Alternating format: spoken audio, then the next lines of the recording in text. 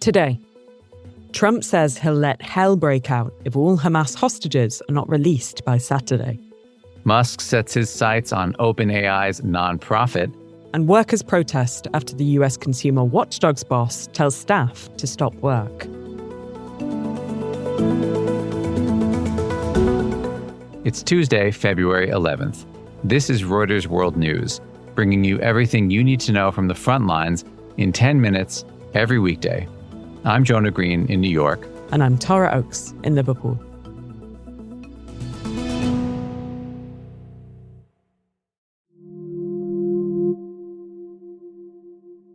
I'd say they ought to be returned by 12 o'clock on Saturday, and if they're not returned, all of them, not in drips and drabs, not two. A deadline. And after that, I would say all hell is going to break out. And an ultimatum. US President Donald Trump wants Hamas to release all hostages in Gaza by midday on Saturday. His comments coming on the heels of Hamas's announcement that it would stop releasing hostages, citing Israeli violations of the truce. Our Middle East editor, Ed Blair, joins us with more. Trump's comments obviously raise the stakes in what is already appearing to be a very fragile ceasefire. It doesn't mean that the ceasefire collapses, but certainly sources have been telling us that there have been concerns about how the ceasefire talks will progress. Trump has really upped the ante here. Well, I think if we look at the way Trump has operated in the past and his transactional style, it would fit the idea that you move in with a very demanding position, go high, and then come down from there because everything else looks more reasonable. It is worth noting that he did say that it was still in the hands of Israel.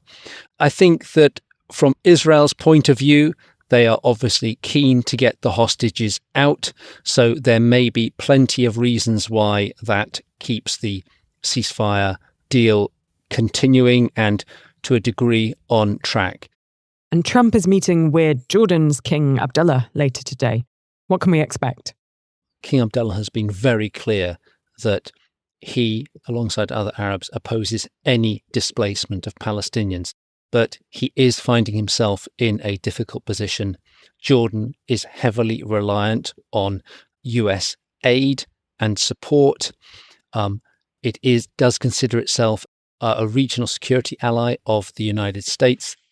So he will need to tread carefully and diplomatically in trying to balance the competing demands of taking in Palestinians, but also retaining the support and aid of the United States.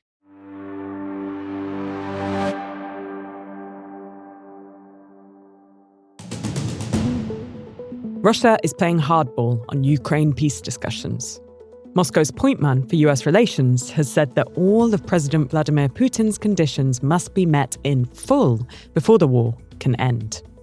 Trump says he's making progress in talks with Russia and that he's spoken to Putin. The Kremlin has refused to either confirm or deny contact. A judge has kept the block on Trump's federal buyout plan in place for now. It's a temporary victory for the labor unions who have sued to scrap it completely. The US has lifted a pause on food donations. That's according to the UN World Food Programme.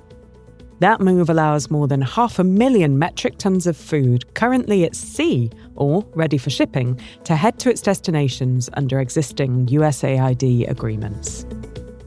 The U.S. Justice Department has directed federal prosecutors in New York to drop corruption charges against Mayor Eric Adams.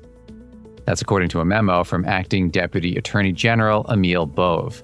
He pleaded not guilty.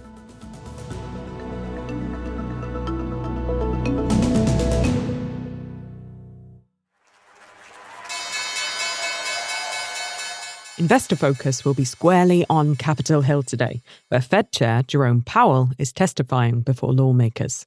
Carmel Crimmins has the details. This is Powell's first appearance on the Hill since Trump took office, and he's sure to be questioned about Trump's tariffs and the threat of rising inflation from those import taxes. Markets have already scaled back expectations about rate cuts this year, and in fact, a majority of economists think the central bank will wait until next quarter before cutting again. That's according to the latest Reuters poll. We get into trade and what Trump wants from those tariffs in the latest episode of Reuters Econ World. You can catch it on the Reuters app or wherever you listen to your podcasts. A group led by Elon Musk says it has offered $97.4 billion to buy the nonprofit that controls OpenAI. It's the latest move in the billionaire's fight to block the artificial intelligence startup from transitioning to a for-profit firm. In response, OpenAI CEO Sam Altman posted on X, "No thank you, but we will buy Twitter for $9.74 billion if you want." Musk and OpenAI backer Microsoft did not immediately respond to requests for comment. Tech reporter Anna Tong is in San Francisco. Anna, is this a real offer? I mean, what is Musk up to here? Yeah, it's kind of the latest move in this grudge match that's going on between Elon Musk and Sam Altman. So Elon Musk was one of the co-founders of OpenAI, and he provided the then nonprofit with its initial funding. And then subsequently, he ended up leaving because he got in a disagreement. And then OpenAI decided to create a for-profit entity in order to raise more money to develop artificial intelligence models. And at some point, Elon Musk got really mad about this, and he has now made it one of his life's goals to stop OpenAI from converting to a for-profit entity. How does this bid complicate that effort?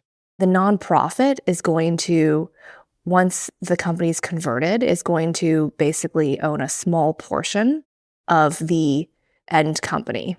So what they were thinking about was actually something in the realm of $30 billion. And so now Elon Musk has really upped the ante because he's basically said, like, hey, I think that this is worth almost $100 billion. So then now the nonprofit's board of directors, if they want to sell this stake to another entity, they now need to make a case for why it should be worth less than what Elon Musk is bidding on it.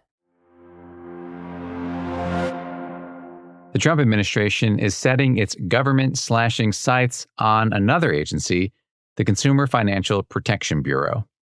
The agency's acting chief, Russell Vought, temporarily closed its headquarters over the weekend and says he plans to, quote, zero out the agency's funding. Hundreds of protesters gathered outside the CFPB offices yesterday, demanding to be allowed to work. The financial industry and Republican lawmakers have said the CFPB is too powerful and lacks accountability. Our U.S. financial reporter Douglas Gillison is looking into the impact of the latest agency to be shuttered by this administration.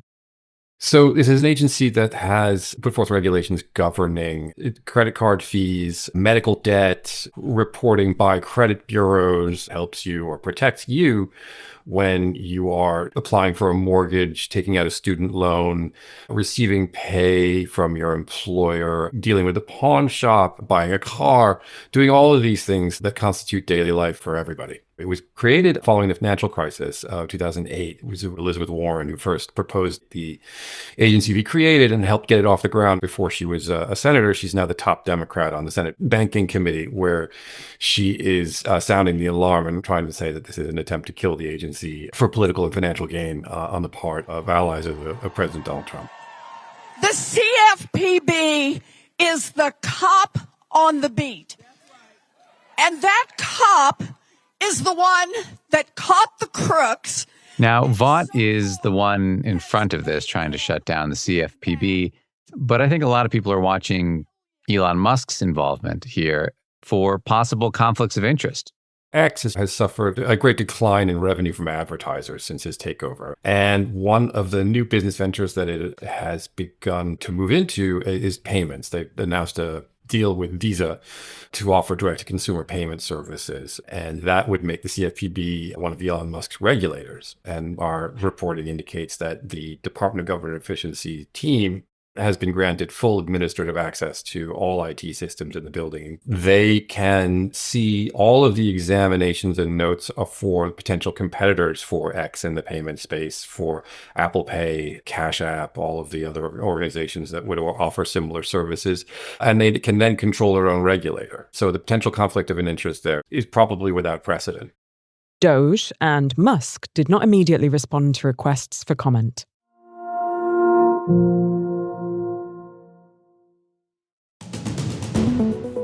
Today's recommended read is more of a must-see, a photo collection of the highlights on the catwalk and backstage at New York Fashion Week.